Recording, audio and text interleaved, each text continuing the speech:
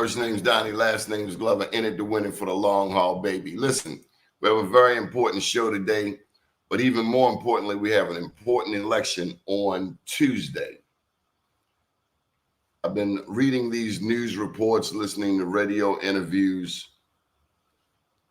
Heard one this morning on 89.3 here in Baltimore, said that white women are the largest voting bloc. And the interview went on to talk about white patriarchy, white male patriarchy, where a lot of white women are afraid to let their husbands know that they're not voting for Donald Trump. I just want to say, dear white women, your vote is private. You can vote for who you want to. And to vote for someone who is saying the things that he is saying and the people that he is pulling together has to be the most egregious, inhumane thing that this country could possibly endure. The things said about Puerto Ricans, about Haitians, about blacks, the very fact that you've taken away, this country has taken away Roe v. Wade. We really have to think about what type of country we want to live in. Do we want to live under a dictator or do we want freedom? Nonetheless, we're going to get to today's top story. One of the offices that we'll be voting for on Tuesday, at least in Baltimore County, is for Congressman Johnny Olszewski. Today joining us is a longtime friend. His sister is the Speaker of the House here in the state of Maryland. Her name is Adrian Jones. His name is Barry Williams. He's the president of Barry F. Williams Consulting, specializing in education, workforce development, recreation and parks, and medical cannabis as an industry. Barry had been a leader in those fields throughout his long professional career. Additionally, Barry was a trainer with the National Coalition of Building Institutes. This progressive training model works to identify and eradicate the isms in the workplace and schools. Without further ado, we present to you a young man who wants to be the next county executive in Baltimore County, Barry Williams. Good morning, sir. How are you? Good morning, Doni. How are you? And thank you for having me. Thank you for being here. We've known each other, what, 20 years or so? Long time. A long time. You've always been like Cool Hand Luke. Steady, easy going. Uh-huh. I saw the movie, so I know that's a nice compliment. Yeah. Clint Eastwood was pretty cool in that movie. Yeah. So what's happening in Baltimore County? What makes you, at this juncture in your life, want to step into the political realm in Baltimore County? I've got questions for days. I'm sure you do. So it really came about when Dutch Rupersberger announced that he was going to be retiring from the 2nd District.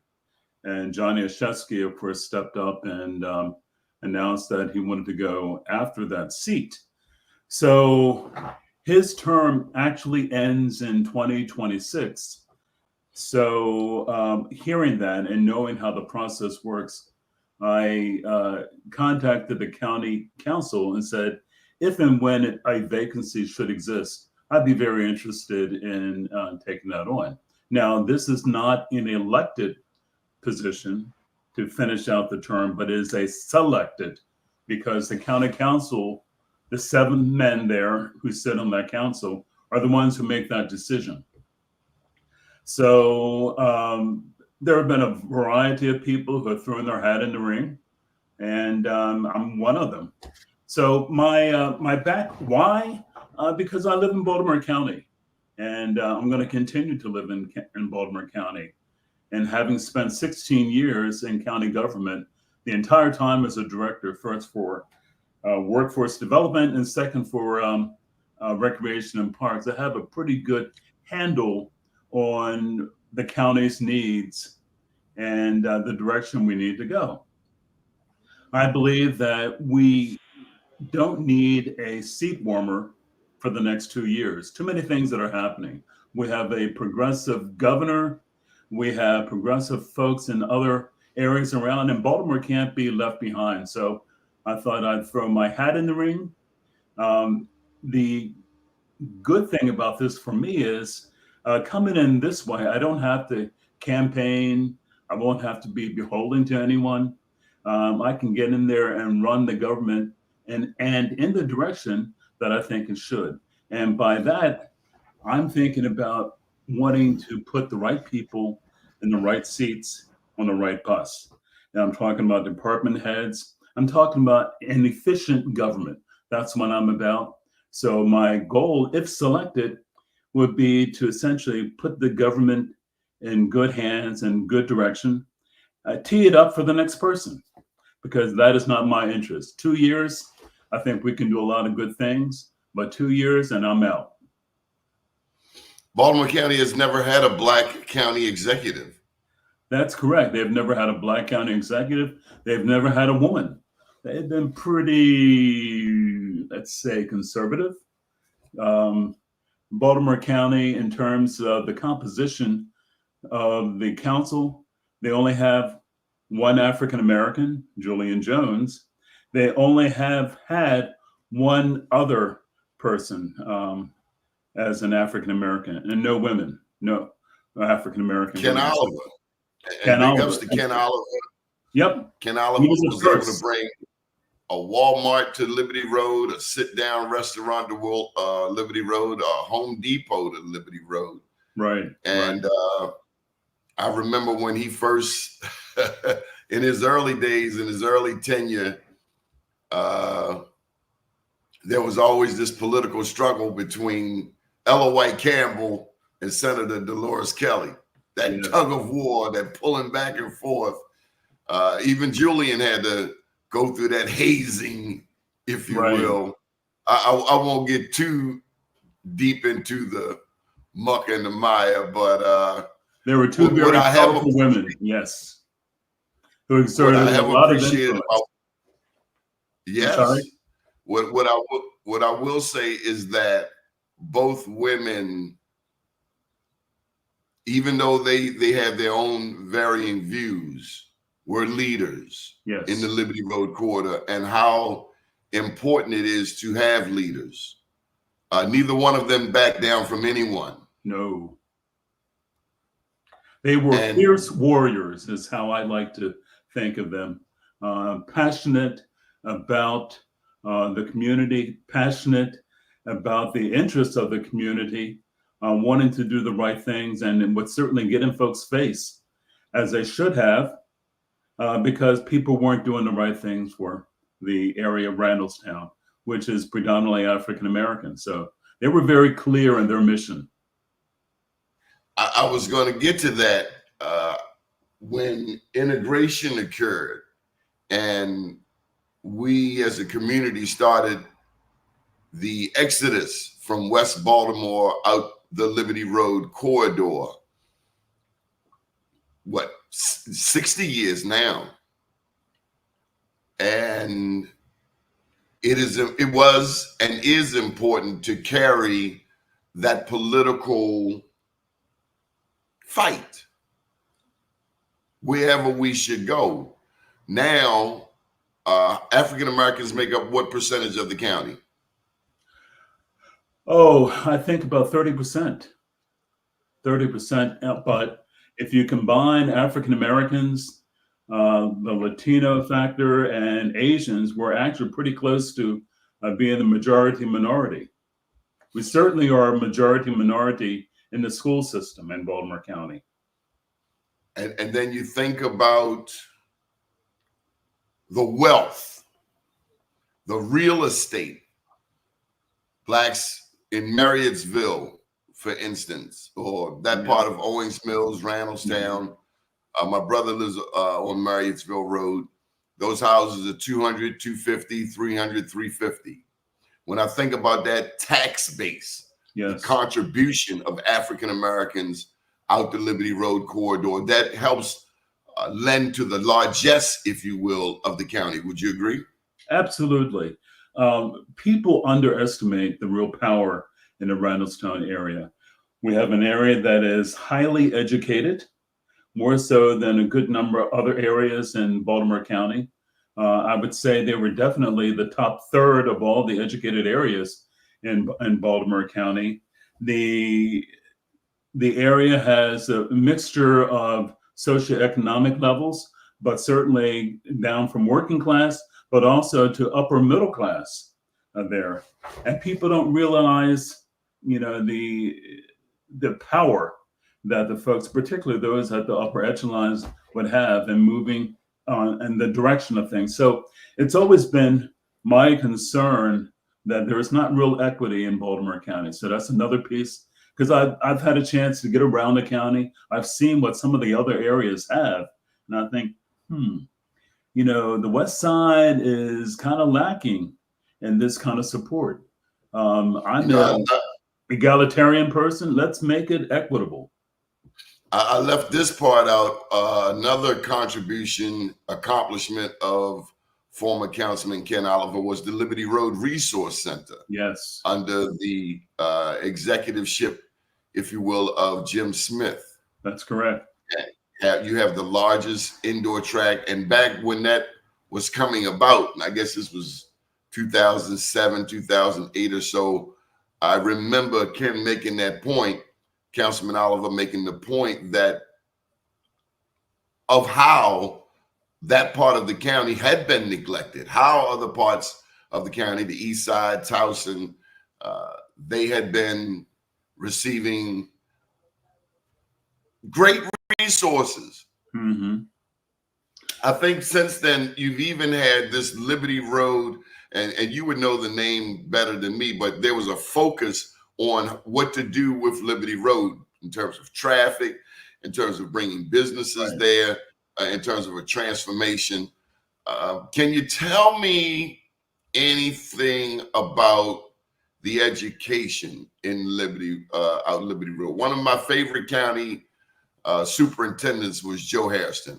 I love that man. When I think about what he brought to the county, and I think he was the first Black school superintendent in the era of Barack Obama, President Obama. That's correct. Yeah. I remember as he left, the darts started being thrown at him. And we saw those darts continually thrown at everyone who followed. But Joe Harrison was he was a stand-up model of a school superintendent. Your thoughts? So Joe Harris, I had left Baltimore County by the time I left in '98. Joe came in 2000. And so certainly I was very much interested in the progression of the school system, and the fact that we would have our first African-American superintendent meant a couple of things. In the same way as I looked at Barack Obama came in, I was praying for his election. At the same time, I was very much aware of the challenges that would be thrown his way. And the same thing happened with Joe Harrison. He was questioned at every venture and at every turn, more so scrutinized than any other superintendent. And so he had his challenges in there. And he was able to move on and make some positive things happen. He was there 12 years, which is a long time for a superintendent in a large school system. So my hat certainly goes off to him. We were friends, and I was sorry when he died, and too young. But unfortunately, for many folks, particular African-American men and women who were in the trenches, they get beaten up. And so the longevity for them is not the same as it would be for other folks who have not had to struggle, for their people, for their effort, for their cause. I got to say this too, with him in mind, near the end of his tenure, at the very end, when the attacks were coming, he hired me. He hired my PR firm to do some work for him. And I found myself going up against people who I had formerly worked for here in Baltimore City, who I knew were if there's such a thing as too conservative. Black people. Right. And I couldn't believe the Black people who came up against, it wasn't a lot, but they were targeted, who came up against Joe Harrison. He was a stand-up guy, and I'll never forget our last interview. So shout out in heaven to Joe Harrison. Yeah. But since then, what would you like to see moving forward in Baltimore County education? Because that's a part of your background. Oh, yeah. I left Baltimore County in '98. I had been the principal of Randallstown High School. I was brought in as a change agent because my predecessor had been fired. There were a number of different issues, and he happened to be a man of color, but he was not a person who was well suited for that position. I was there 3.5 years and enjoyed my stay there, but the superintendent at the time, Stuart Berger, gave me the opportunity to zero-base staff, because what I found there, they had a mixture of folks. It was a little diverse, but these folks, just because they look like us doesn't mean that they're for us.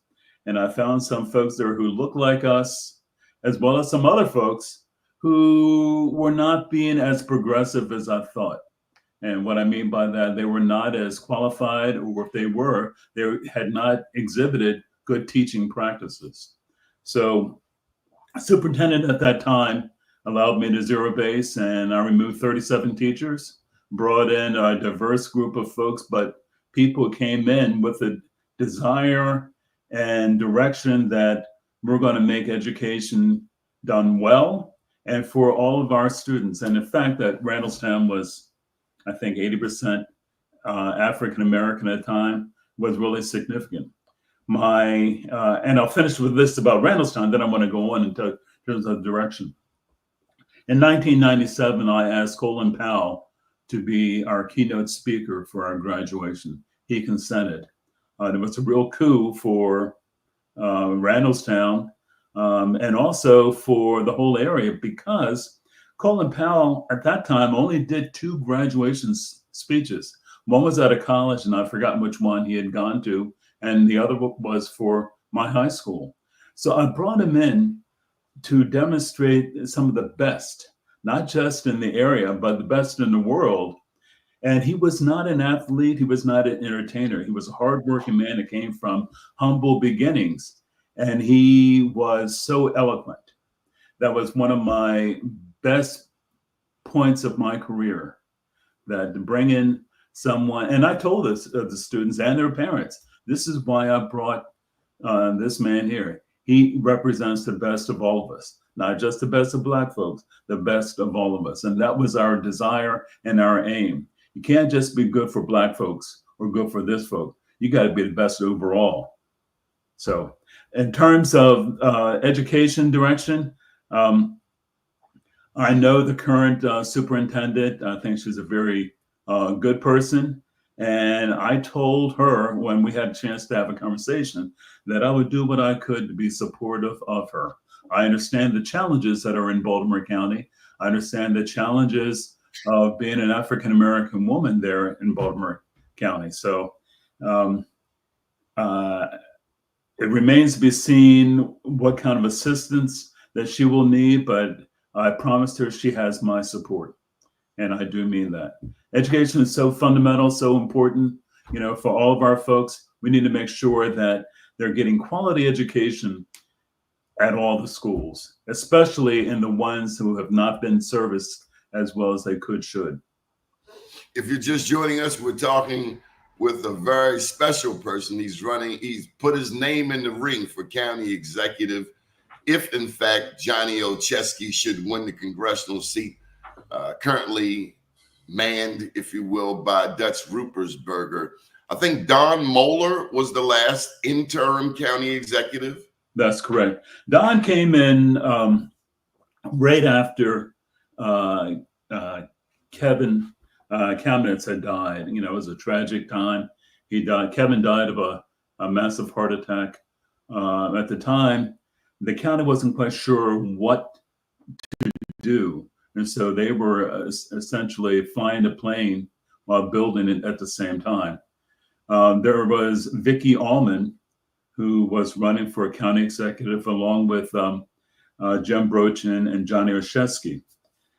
The council decided that it would be unfair for Vicki to be selected as the interim because it would make her look like she was the incumbent, which in fact she would be, and she would have greater name recognition. So before they made that determination, several of the, interestingly enough, the Republicans came to me and said, we know that you know the community well. You've been, a director for a long time. We would like to support you as our selection for the county executive.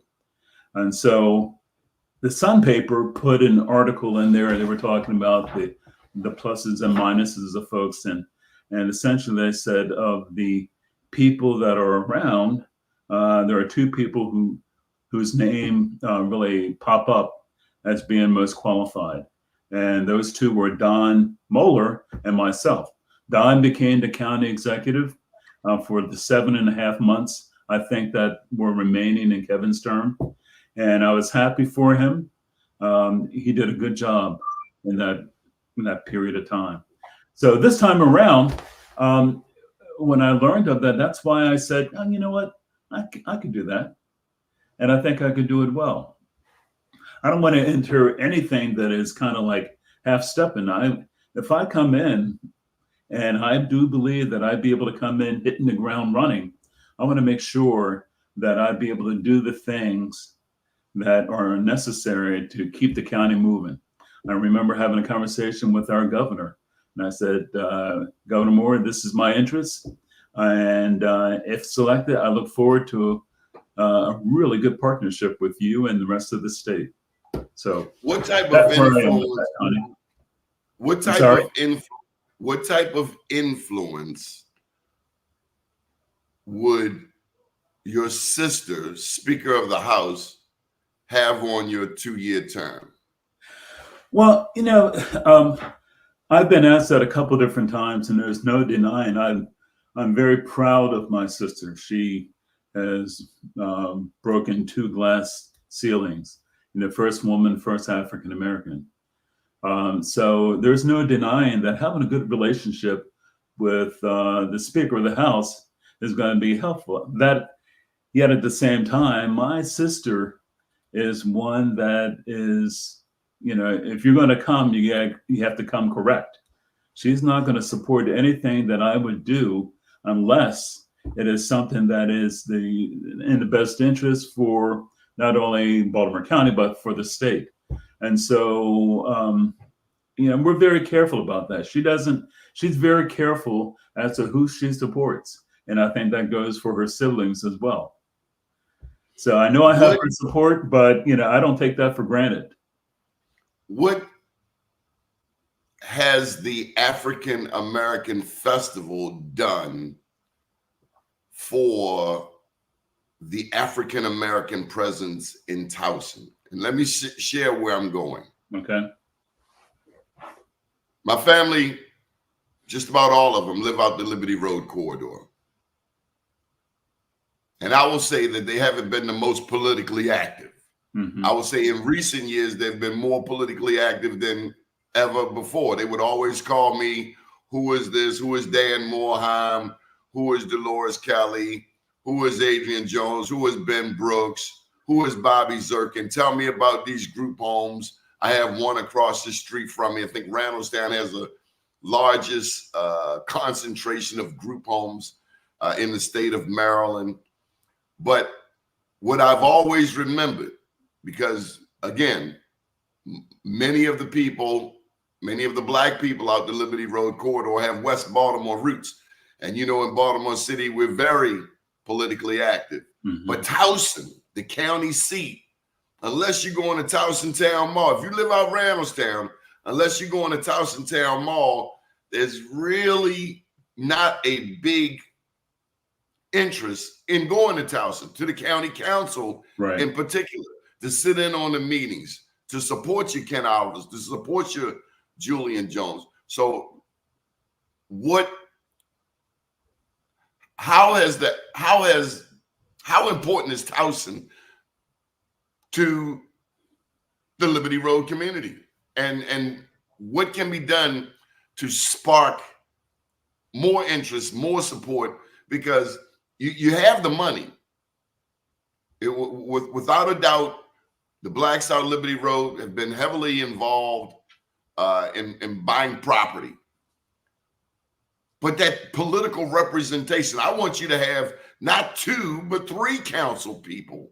But if we as a community are not aware of the efforts of a Linda, and I always mess her last name up, Dorsey Walker, Dorsey. If we're not aware of Dorsey Walker, if we're not aware that, like Prince George's County, like Montgomery County, they've got nearly 1 million people with 890,000 people in Baltimore County. You should have 11 council people. And I think Izzy Patoka, you mentioned the Republicans, he sided, my understanding is he sided with 3 Republicans to come up with this new deal to increase instead of from 7 to 11, 7 to 9.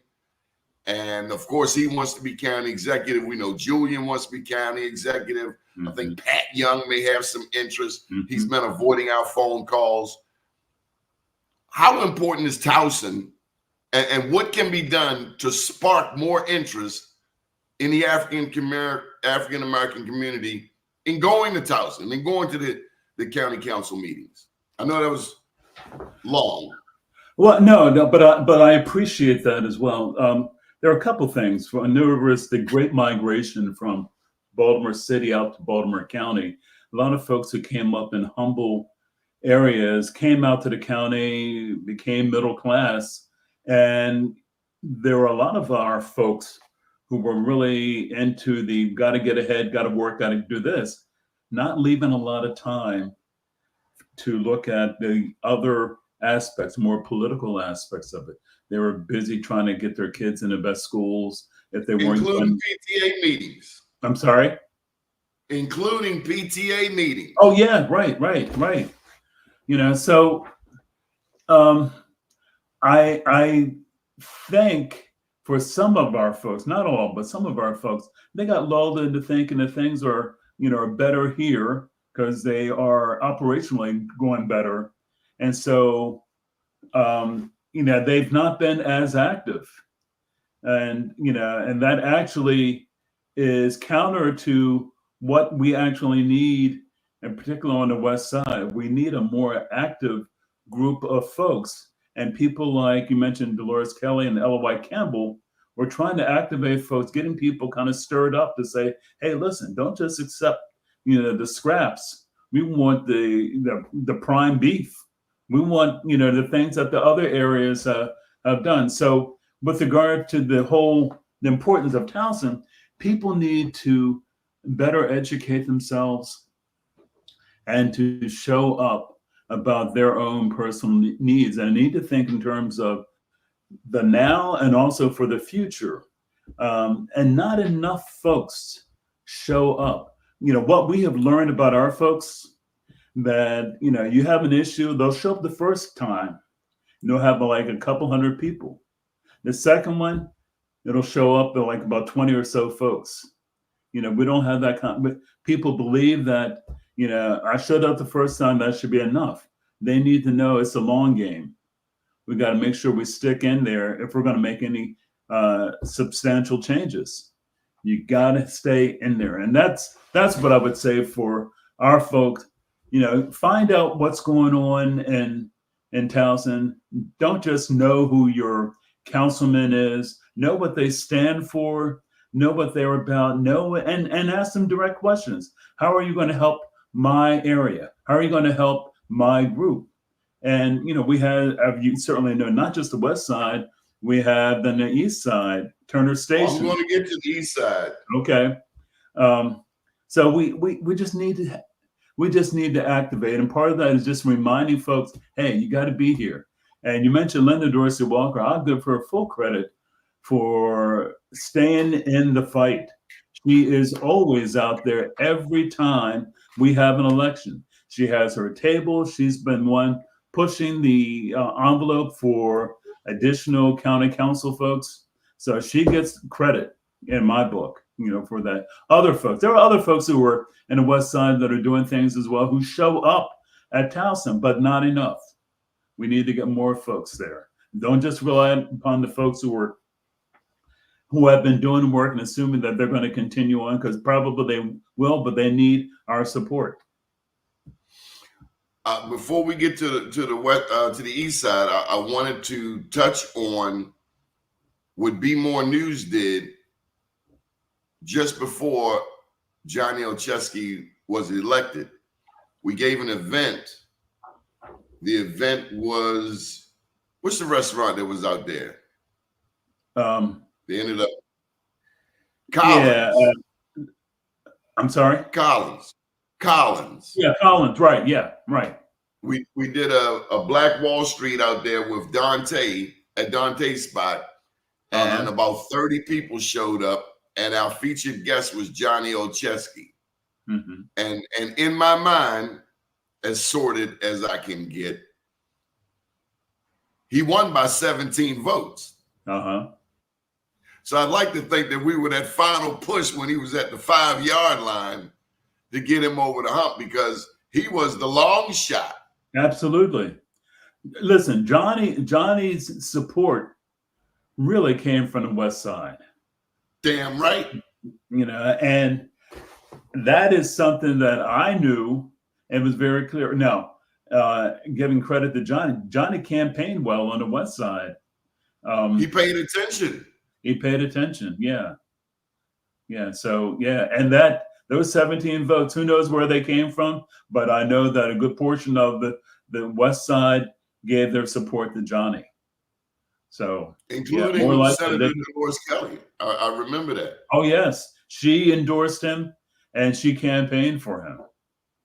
Now, I remember Vicky Allman. I was at a debate, Kenny Brown and the Northwest Voice. And I don't know if I should actually say this, but she says something, and I really have to get your thoughts on this. She says something I didn't like. I was one of the panelists. It was myself and 2 other people posing questions: Vicky Allman, Jim Brochin, Johnny O. Mm-hmm. And she says something to the effect that, I'm gonna tell you what she said. Okay. We don't want Baltimore County to be like Baltimore City. And I wondered, had anyone schooled her that I live in Baltimore City? And she was talking about crime. She was talking about drugs. And like I know, the interrelationship of Blacks in Baltimore County, Blacks in Baltimore City. Mm-hmm. We can't afford to point fingers, no. to say the least. And there has to be some type of intermunicipal cooperation, because your issues are our issues are your issues. Right. Absolutely. By the way, I generally think about Baltimore as the region. You get outside of Maryland, you mention Baltimore, people don't think, oh, do you live in Baltimore City or Baltimore County? No, they just think Baltimore. And there is no line when we cross the border from the city to the county that says, okay, now everything changes when you drive over. And so, you better drive no more than 40 miles per hour on Liberty Road. Right. Yeah. So I've always, back when I was in workforce development, the person, and I was the department head for that. The department head in Baltimore City is Karen Sitnick. We were a good team. We understood that in terms of workforce development, it behooved us to work together. And so we were pulling from folks in Baltimore City and in Baltimore County, and we did a lot of collaboration to get jobs for folks, because that was what it was all about, getting jobs for folks. That's something I understood. That's something that I believe in right now. Let's not talk about we can't do this because that's now in the city. No, think about Baltimore as the region. And I think that would behoove all of us, because what's good for Baltimore City is also good for Baltimore County. And we need to be very much aware of that. So if we're going to be going after national grants and things like that, we have to think in terms of region, not just single issues. Speaking of the east side, the key bridge is the collapse, the crash of the key bridge touched actually 3 jurisdictions: Baltimore City, Baltimore County, and Anne Arundel County. Your thoughts? Oh, absolutely. I actually happened to be over there last week. I was at Trade Point Atlantic. And it was the first time I had a chance to see the bridge as it had been, in person. The rest of, all of us have seen the collapse of the bridge and seen the aftermath of that. But I had a chance to really look at that, but also to talk to what's going on at Trade Point Atlantic. And there are a lot of jobs that are there that will be coming. They're anticipating somewhere between 7,000 to 8,000 good jobs, close to a good number of them in 6 figures that are going to be available for folks. So we need to make sure that we have readily access. That bridge has to happen, because driving around the Beltway or going through the tunnel, that puts a time lag on folks, and we need to make sure we have accessibility for our folks. So yeah, that bridge has to happen. Whatever way that the county can be a part, again, if I'm selected, I always preface that by that, I want to make sure that we're all in to make that happen. You have a burgeoning Latino population in Baltimore County, more Latinos. As a matter of fact, nationally, the Latinos have surpassed the African-American population here in the United States. And here in Baltimore City, there in Baltimore County, the population is booming.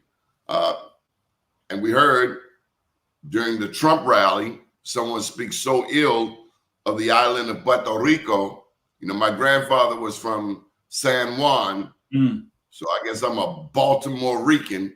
Well, any thoughts on a tremendous part of the workforce, and you being a workforce, that being a part of your specialty, how significant is the Latino population to Baltimore County? Absolutely significant. Way back when I was in workforce development, and even though that I had taken Spanish in high school and passed out of it for my time for college, I knew that I wanted to embrace more of the language and also the culture. So in 2008, I went to Costa Rica and did a language immersion so that I would be able to be more conversant. Sad to say, I'm not as conversant as I would like to be, but I can hold my own in that. I did that because I could see the trend that was happening, but I also did that because I had an interest in the language. There are a lot of good folks that I see, hardworking, certainly not only in the landscape and in construction, but just overall. These are folks that, if they are undocumented, they're working their tail off to try to become documented, and they are giving back to our community. So a growing community, definitely want to make sure that we embrace them and we support them. And by far, in spite of what you might hear from some of the rhetoric from our Republican colleagues, by far the majority of the Latino folks and the other immigrants who are coming in are hardworking and want to do best for their family. So we don't have any Latino folks on the council either. That's another piece. I would love to see that happen, because there are a lot of folks now who are now citizens, and they're going to be populating even more throughout Baltimore County. What can you say to the white community, particularly on the east side, that would set them at ease with your administration? Well, having had the opportunity to work on all aspects of the county, in addition to the east side, certainly through when I was in education, I worked in personnel and worked with a lot of schools there, but also in workforce development. We had an East Point office, and I spent a great deal of my time there. And in rec and parks, we had a lot of interest and effort from the community: Dundalk, Sparrows Point, Essex, and to have equity and to be supportive of the efforts for recreation and sports in that area. So I believe that a significant number of folks who are involved in things like in recreation are going to know me and have learned from my efforts that I have their best interests at heart. I'm a kind of when I say regional, I'm a regional guy for the whole Baltimore region. I want what's best for all there. There's no one, and to coin a phrase that Westmore had, I don't want to leave anybody out. All folks are included in under my tent. And I certainly, again, if selected, want to be able to be the first person that folks can talk to because I listen. And what I've learned, I learn more from listening than my espousing different kinds of decrees and things. But I want to learn because ultimately I want things to be better for Baltimore County and that I'm not leaving anyone out. Better for all folks in Baltimore County. What can you say to the Baltimore County Police Department that would comfort the leaders there to be in support of a Barry Williams for Baltimore County Executive? And let me just throw this in there. Okay. I have not forgotten the Black woman who got hip tossed out the Liberty Road corridor when the police were looking for her granddaughter. I've never forgotten that, but I'm going to put that on the side for now. Okay. So I know Rob McCullough. I knew him back when I was in the county. I'm delighted and so pleased that he was selected. He's the first African-American police chief there. That being said, one of the things, and you may not know this, but early in my career, I was asked by the then school superintendent, Bob Dubell, who was good friends with the chief, Neil Behan. I was asked and on loan to the police department to work in the training division. So my actual job started in the morning till the afternoon was to work with the training division to try to help those recruits. And this came about because of a consent decree. And they wanted to make sure that we have more African-American folks who were actually not only coming into the academy, but passing the academy. So I was their kind of counselor, teacher, guide, mentor during that time. So I was full-time for 1 year, and then I did a part-time. That was my part-time gig for the next 12, 13 years. That being said, I got a chance to really look at that culture. And the things, as I love to tell the Maya Angelou, when people show themselves to you, believe them the first time. I saw some things that I saw the first time, and I thought, okay, there is a pervasive culture that needs to shift. There are a lot of good folks there in the police department, but there is an overall culture of kind of, we protect the blue, and anything the blue does is okay. So that's something that Rob McCullough has to deal with. I think he's making some inroads, but that's one of those things. It's not a revolutionary thing, but it's an evolutionary. Much work needs to keep on happening there for things to happen. But yeah, I'm very much aware of that. Tell me about industry, particularly around the water, around the east side of the harbor. How important is that to Baltimore County and Williams administration? There was a time when we had Beth Steel around there, Sparrows Point, place with a lot of blue collar jobs. Matter of fact, a lot of the blacks, I would imagine, who eventually made it out the Liberty Road corridor, someone in the family worked down the points, Beth Steel, those blue collar jobs. But everything's shifting now. AI is the term du jour. Right. So again, at Trade Point Atlantic, I had a chance again to see some of which is right over top of what had been Bethlehem Steel. They still have some brownfields there, but they're making some progress with that. There is a multitude of jobs that are fairly well paying, but they're anticipated in the next few years. They again have about 8,000 jobs. My father used to commute from Arbutus, which is in the Southwest, over to Glen L. Martin, which was the during the World War II. They did a lot of the aircraft and preparing things for the war. He worked there for a good number of years. That was their commute, to drive all the way around the Beltway. And then when the tunnel certainly was, built, they were able to use the tunnel. I don't think my father was able to utilize the Key Bridge, but it was a tunnel that they used. So, we need to look where the opportunities are that are growing for jobs. We need to help our young people prepare for them. We need to come with a mindset of, may not necessarily want to go to college, but prepare yourself to be in the workforce, to be able to take care of you and your family. That needs to be the mindset. By the way, I also, back when I was in the school system and different points along the way, believe in financial literacy. We got to help our folks understand real money, how to take care of themselves in a way.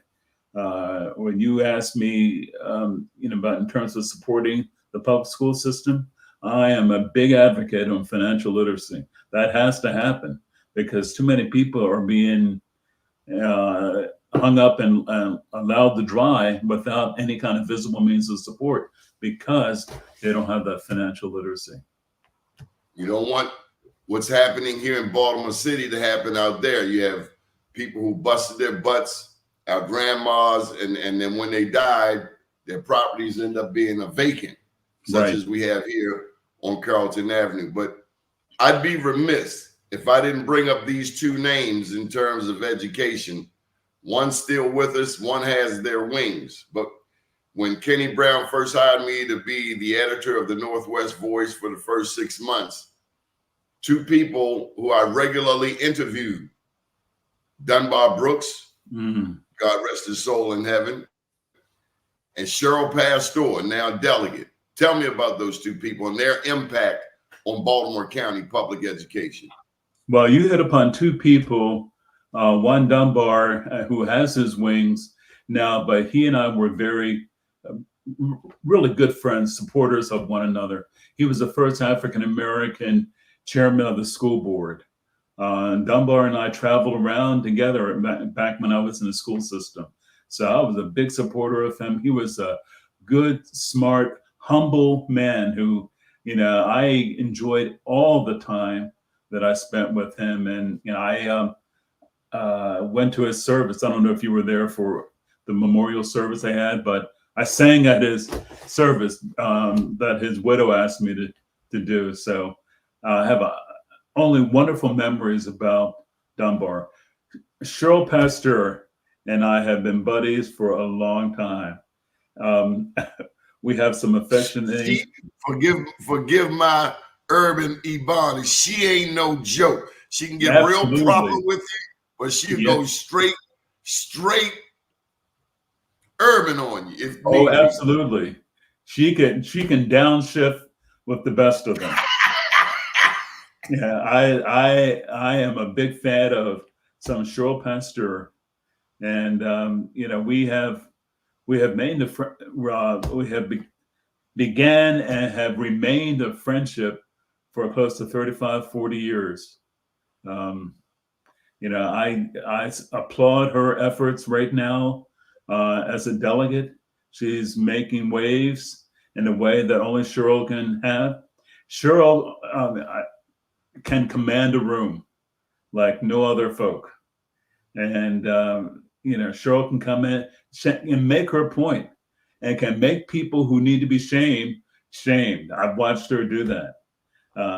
She can do all of that and still be humble, still be able to listen and everything. But, she does not suffer fools gladly. And if she's for you, you're going to know that. And if she thinks that you're a fool and in the way, she'll let you know that as well. So, yeah, they are two outstanding, not just educators, but folks of the community who have Dunbar, who had the best interests of the community at heart, and Cheryl, who certainly does. And when I say interests of the community, not just our folk, but the whole community. But, both of them had an awareness of the equity issues. So they wanted to make things more equitable. And those who were getting less, they focused on that as well. How important was academic excellence in your household growing up? My parents had they both had a high school diploma. My mother had one semester of college. Times were tough back then in the 40s, for them to be able to continue on. So the fact that for all of my uncles and my aunts, everyone received a high school diploma was saying something back in the 30s and in the 40s.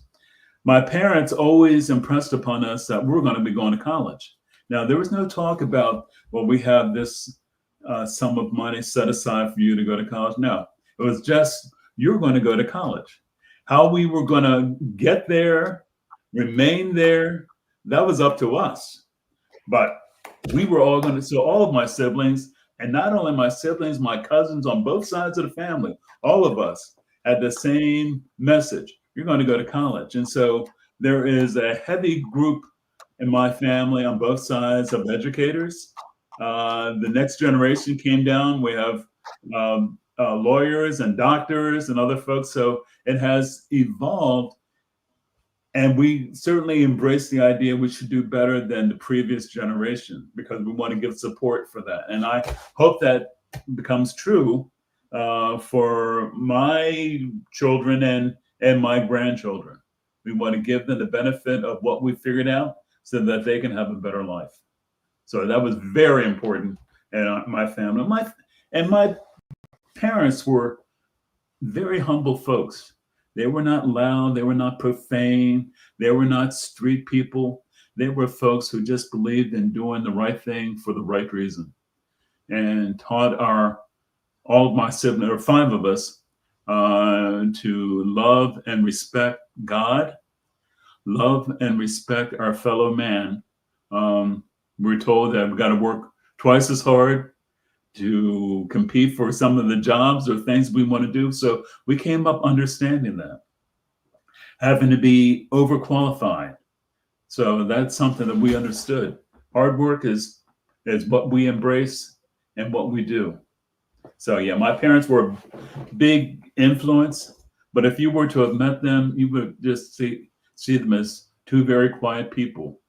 But under that quietness, they exerted kind of like a steel frame for what they wanted their children to do. I'd also be remiss if I didn't ask you about the legacy of a Damon Hughes, the efforts of a Carla Tucker in the realm of minority business. And that'll be my final question before we give you a chance to make a closing statement, a closing appeal to those who will be doing the selecting. But your thoughts, and of course, that's near and dear to my heart. I don't particularly embrace the term minority business enterprise for the sake of us being subs, but actually for us being prime contractors. And I mean us so-called minorities. Right. So I knew Damon Hughes when he worked with the county. In fact, he worked with my sister and the Minority Affairs group. Carla Tucker, I certainly know, but just didn't know as well. But so again, it falls back on equity.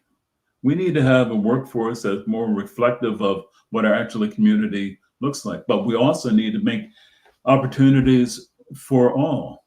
I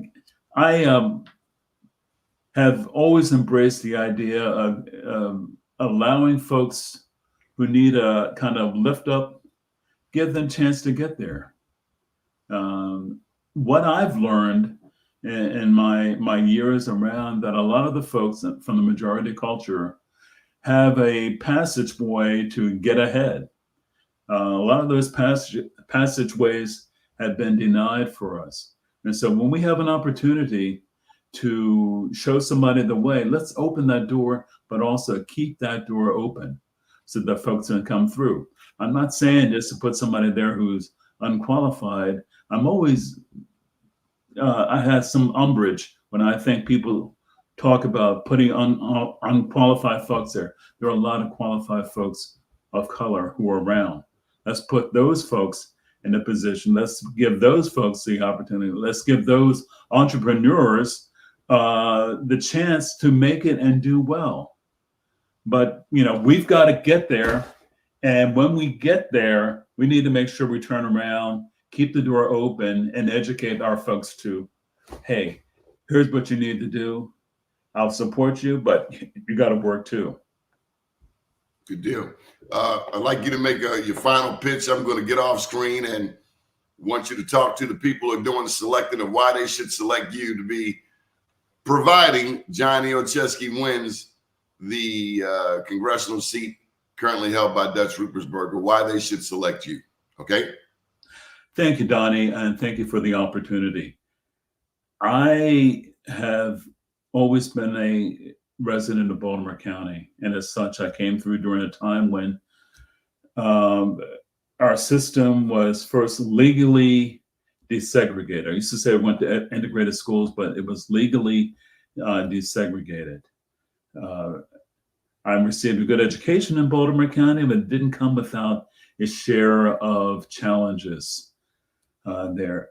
I believe that our county has the ability for greatness. I don't think we've ever been there. We have had times when things have gone well, but you can't be great unless all folks of our community are part of that. I want to make sure that if I'm selected, during my time there, that we have a chance to enlarge our tent so that all people are included, no one's left out. My background is such that I have a lot of experience in the county. I have a lot of experience as an executive. I will put that to good use. I know the county. I know the county government. I understand the structure of the county. I would like to come in and be able to guide folks, be a leader, but to help people understand and allow them to do well in their particular departments. And ultimately, it means best efforts and best opportunities for folks overall in the county. So I would certainly welcome being selected. I promise you would not be as a seat warmer, but someone who would be able to continue on making the county better for all. So I guess I want to leave it like that, and do appreciate the opportunity. Thank you for joining us here on blackusa.news, the sister station to bemorenews.com. I personally am proud of you. You've always been a big brother to me, always cool, calm, collective. Maybe one day when I grow up, I can be cool like you. You're pretty cool in my eyes, Doni, so you don't have anything to worry about. But thank you. Thank you for the compliments, and thank you for all that you do. It has not gone unnoticed. Thank you. To God be the glory. Amen. Up today, down tomorrow, do your day, and everything will follow. Nothing to it but to do it. I got to do it, regardless of how I feel. I am somebody. Indeed. I am my brother's keeper. Good morning, world.